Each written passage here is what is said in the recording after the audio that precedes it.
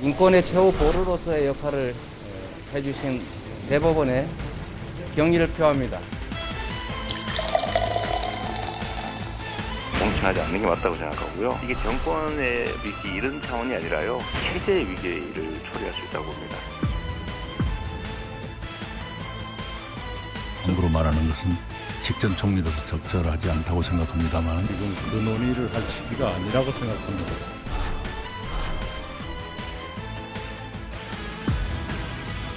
다른 정치인들이라면 자유롭게 말씀해도 괜찮지만 저는 좀 조심스러운 게 있습니다. 대처가 좀 굼뜨고 공감했다. 이제 후보이기 때문에 좀 더 자유롭게 제 의견을 말씀드릴 수가 있을 것입니다. 제가. 네, 차기 대권주자 지지도를 묻는 이 여론조사에서 이재명 지사가 이낙연 의원을 오차범위 내에서 추격을 한다는 이런 결과가 최근에 나왔습니다. 그 지난주에 이제 대법원에서 무죄 취지 판결을 받은 이후로 이재명 지사가 좀 이제 뭐 부쩍 활동 반경을 넓히는 모양새인 것 같은데 오늘은 이제 또 이런 목소리를 내기도 했습니다. 어떤 이야기를 했는지 먼저 좀 들어보고 이야기 계속 이어가 보도록 하겠습니다. 들어보시죠. 그게 그냥 말도 아니고 규정으로 무슨 중대한 무슨 비리 혐의로 이렇게 될 경우에는 공천하지 않겠다고 써놨지 않습니까? 당헌당규에 썼죠. 네, 그러면 지켜야죠. 저는 이런 상황을 설마 상상은 못했죠. 네. 그렇다고 이걸 중대 비리가 아니라고 할 수는 없지 않습니까? 그러면 저는 정말 아프고 손실이 크더라도 기본적으로 약속을 지키는 게 맞다고 생각해요. 공천하지 않는 게 맞다고 생각하고요. 네, 뭐 이재명 지사가 뭐 장사꾼도 이제 뭐 신뢰를 유지하려면 손실을 감수한다 뭐 이런 이야기도 하면서 그러니까 내년 이제 재보궐선거에서 민주당이 서울시장이나 부산시장 후보를 내면 안 된다 이런 주장을 한 거잖아요. 네네. 이유가 뭔가요? 일단 원칙을 지키는 대선 후보. 그런 이미지를 지금 구축을 하려고 하는 것 같아요. 그러니까 문제는 이거죠. 정치는 포지셔닝이잖아요. 나를 어디 위치시키느냐에 따라서 내가 위치되는 게 아니라 상대편이 규정 지어집니다. 예. 그러니까 내가 예를 들어서 A라는 지역에 가면 상대편은 A가 아니라 B로 상대편이 그렇게 마음 먹지 않아도 B로 가게 되는 것이거든요. 내가 원칙을 지키는 후보가 되면 상대편은 원칙을 지키지 않는 후보처럼 보여지는 거예요. 즉 그런 어떤 이슈를 내가 먼저 선점하겠다라는 이미 대법원 결정 이후부터 거의 매일같이 지금 트위터를 하고 있고요. 또 매일같이 새로운 어떤 이슈에 대해서 이슈에 대해서 하나씩 자신의 의견을 이야기하고 있지 않습니까? 대단히 정치적인 행보고 대단히 앞으로 사실은 이게 야당과의 어떤 그런 그 문제가 아니에요. 여권 내의 문제, 또 지금 현재 정부가 하고 있는 문제, 아픈 문제, 이런 문제들을 더 지금 이재명 지사가 할 확률이 크거든요. 그렇게 해서 자기의 어떤 포지셔닝을 확실하게 하겠다, 차별화하겠다, 이런 어떤 의지가 지금 보이고 있고요. 그래서 일단 첫 번째는 앞으로 굉장히 많은 부분에 있어서 성남시장 때 늘 이렇게 키보드 워리어라고 불릴 정도로 늘 자기의 의견을 배출했던 것처럼 지금 이제 다시 시작했다라는 느낌. 그런데 여기에 가장 충격을 받아야 될 건 통합당 쪽이다. 왜냐하면 이슈를 빼앗기고 있다는 거예요. 옛날에 이명박 대통령 시절에 사실은 박근혜 의원이었어요. 일개 의원이었는데 세종시 문제 어떻게 됐죠? 박근혜 의원이 반대함으로써 사실은 야당이 반대했던 거는 묻혀져 버렸어요. 야당의 어떤 존재가. 그러니까 박근혜 의원과 박근혜 의원이 마치 야당처럼 보였고, 그러면서 모든 이슈를 다 이명박 대통령과 박근혜 의원으로 흡수되는, 야당이 안 보이는 상황이 돼버렸거든요. 지금 그렇게 될 확률이 크다. 즉 이 이슈 굉장히 지금 중요한 이슈를 말씀하셨는데 여기에 야당이 얘기하는 게 아니라 이재명 지사가 말함으로써 만약에 그렇게 되더라도 또 안 되더라도 야당은 그냥 지켜만 보는 그런 상황이 돼버린다는 거죠. 더 긴장해야 된다는 겁니다. 예, 이슈를 선점하면서 이제 좀 차별화를 꾀하려는 포석이다 이런 분석이셨는데, 근데 이제 좀 민주당 안에서는 좀 불만의 목소리도 나오는 것 같아요. 그러니까 정청래 의원 같은 경우에는 지금 이 시기에 혼자 멋있기는 좀 안 된다, 적절치 않다 이런 비판을 하기도 했거든요. 근데 저는 이렇게 생각해요. 그 민주당 안에서 다양한 목소리가 나올 수 있는 거 아니겠습니까? 뭐 민주당이라고 모두 다 같은 얘기를 해야 되는 건 아니잖아요. 그리고 지금 이재명 지사 같은 경우에는 의원도 아니고 지자체장이잖아요. 지자체장이 정치인이고 또 본인이 대권을 앞두고 꿈을 가지고 있다고 하면 선명하게 본인의 의사를 밝힐 필요가 있다는 생각이 들어요. 그래야 국민들이 선택할 때 똑바로 선택하지 않겠습니까? 이분이 어떤 생각을 갖고 있는지. 만약에요.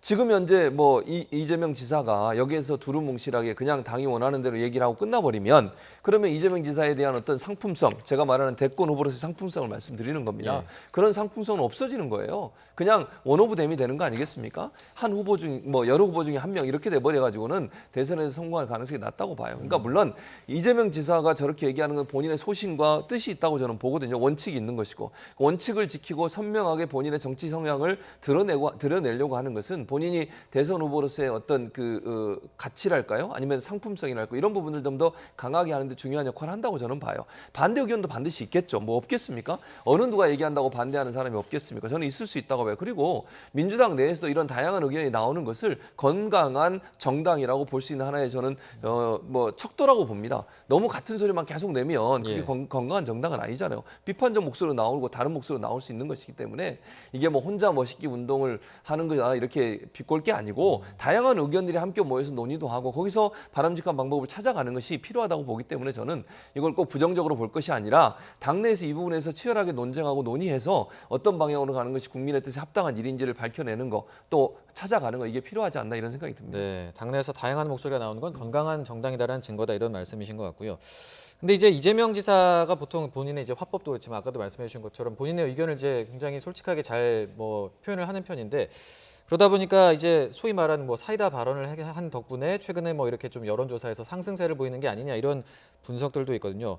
근데 이제 상대적으로 이낙연 의원 같은 경우에는 굉장히 뭐 엄중하고 뭐 신중하게 뭐 그런 앞에 수식어가 붙을 정도로 말을 좀 신중하게 한다 이런 또 평가를 받는데 그렇기 때문에 이제 최근에 좀 추격당하는 게 아니냐 이런 또 평가들도 있거든요. 이 부분에 대해서 이낙연 의원이 좀 어떻게 이야기를 했는지 잠시 이야기 들어보고 오겠습니다. 들어보시죠. 이번에 박원순 시장 뭐 국면에서도 그렇고 지금 뭐 당의 대처가 아쉬운 부분이 있다는 얘기들이 나오고 예. 있는데요. 어떻게 좀 하시는지. 제가 당이나 정부에 대해서는 극도로 언급을 자제해 왔다는 것을 여러분이 이해하실 겁니다. 다른 정치인들이라면 자유롭게 말씀해도 괜찮지만 저는 좀 조심스러운 게 있습니다. 그런데 대처가 좀 굼뜨고 둔감했다고 생각합니다. 다른 정치인들과는 다르게 자신 좀 뭐 조심스러운 부분이 있다 이렇게 말을 하면서 뭐 대처가 좀 굼뜨고 둔감했다 이런 얘기를 했는데 이게 이제 본인의 대처를 말하는 건가요? 아니면 뭐 당의 대처를 이야기한 건가요? 어떻게 보셨어요? 본인이죠. 본인의 어떤 정치 행보가 지금 예를 들어서 이재명 지사가 보여주는 어떤 행보에 비해서 현안과 이런 현안이라든지 혹은 이슈라든지 이런 데 대응이 좀 늦었다 이렇게 저는 받아들이거든요. 예. 근데 그건 전략적으로 원래 그렇게 하셨던 것 같아요. 시작하자마자 사실 대세론을 굳히고 싶으셨거든요. 예. 왜냐하면 2위 그룹과 그러니까 민주당 내에서의 어떤 후보들 속에서 2위 그룹과 너무 격차가 좀 컸었어요. 이재명 지사도 사실 최근에 들어서 뭐 14%, 10%가 넘었지 당시만 하더라도 초기에는 사실 10%대가 안 됐던 시절도 있었거든요. 예. 그러니까 이럴 때에 선두 그룹에 있는 후보군에 속하는 분들은 언제나 대세론을 생각할 수밖에 없고 대세론을 생각하려면 빨리 주류가 되고 그래서 당권 도전을 하고 그러면서 주류가 되면 이거를 조용히 끝까지 밀고 나가겠다. 이런 패턴을 언제나 갖고 싶거든요. 네. 그런데 대세론의 함정이 바로 그거예요. 그러니까 그렇게 조용하게 치르다 보면 자기의 칼라, 자기의 차별, 자기의 목소리가 사실 제대로 전달이 안 되는 경우가 있거든요. 예. 또 주류이다 보니까 지금 현 정부의 어떤 정책들에 대해서 자기 의견을 쉽게 못 내놓는 상황이 돼버리고 거기에 따라서 상대적으로 이재명 지사는 훨씬 자유롭게 이야기하고 여기서 대처가 좀 늦었다. 이걸 지금 자각하고 있다는 뜻이거든요. 근데 이만큼 사실 지금 이미 포지셔닝이 좀 굳어지고 있다는 거예요. 그러니까 지금 위협을 느낀다면 자기의 포지셔닝을 다시 구축을 해야 돼요. 그러니까 지금 나는 좀 굼뜨고 나는 좀 늘 대세론이고 이런 게 아니라 보다 더 자기 목소리를 내야 돼요. 왜냐하면 그러니까 그 이낙연 의원의 그 지금 모습은 딱 총리 시절에 그 야당 의원들이 이야기했을 때 거기에 받아치거나 자유롭게 이야기하던 그 이미지에서 좀 벗어나지 않고 있거든요. 예. 또 다른 정치인으로서의 어떤 이미지를 구축할 필요가 있죠. 예, 이낙연 의원이 이제 오늘 그 당대표 경선 후보 등록을 하면서 이제 후보라서 앞으로는 좀 더 뭐 자유로울 수도 있다 이런 얘기를 했거든요. 그러니까 좀 앞으로 좀 변할 거라고 보십니까? 저는 변할 건지는 모르겠지만 변해야 된다고는 생각합니다. 왜냐하면 지금 본인이 이낙연 지금 의원이 지금 이렇게 그 지지율이 높아졌던 이유를 한번 생각해 보셔야 돼요. 총리 때 어떤 행보를 보였습니까? 책임 총리의 모습 보였어요. 뭐 말도 직설적으로 하셨어요. 야당 의원과 설전을 벌일 때도 전혀 굴하지 않고 본인의 의사를 적극적으로 표명했습니다. 잘못된 부분은 잘못된다고 지적을 했고요. 그런데 지금 총선 들어고 국회의원 되고 나서는 그런 모습이 거의 안 보이고 있어요. 물론 언론에 조명이 안 돼서 그랬을 수도 있고 본인의 말씀처럼 너무 조심스럽게 활동하다 보고 대세론을 굳히려고 하다 보니까 예전에 총리 때 그런 직설 화법이라든지 책임 총리의 모습이라든지 좀 당당한 모습이 많은 부분 부각이 안 되고 있거든요. 그게 저는 지지율의 하락의 하나의 요인이라고 생각이 들어요. 그게 이재명 지사하고 비교가 되는 거거든요. 결국은 이재명 지사는 지금이나 그때나 동일하게 직설적 화법에 사이다 발언을 하고 본인이 생각하는 게 맞다고 생각하면 그냥 밀어붙이는 저돌적인 모습을 보여주고 있잖아요. 그런 모습에 비하면 이낙연 전 총리 지금 의원이시죠. 이낙연 의원의 모습 보면 너무 조심스러워요. 소위 이제 부자 몸조심이라고 대세론을 굳히기 위해서 그냥 조심조심 돌다리도 두들겨보고 건너자 이런 자세를 하다 보니까 언론의 노출도도 적어지고 국민들에게 뭔가 신선한 어떤 충격을 줄 수 있는 모습을 전혀 보이지 못하고 있다는 거죠. 그러니까 총리 때 하셨던 모습이 지금은 전혀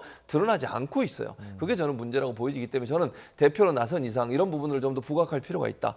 또 하나 이제 그게 장단점이 있는데 이제 대표로 나서서 경선을 하다 보면 여러 가지 얘기들이 나올 가능성이 있습니다. 그러니까 총리나 의원할 때는 본인에 대한 여러 가지 얘기들이 많이 나오지 않았잖아요. 지금 이제 만약에 대표 후보들끼리 논쟁하고 토론하다 보면 여러 가지가 나올 수 있기 때문에 그걸 어떻게 잘 대처하고 어떤 얘기가 나오느냐 하는 부분이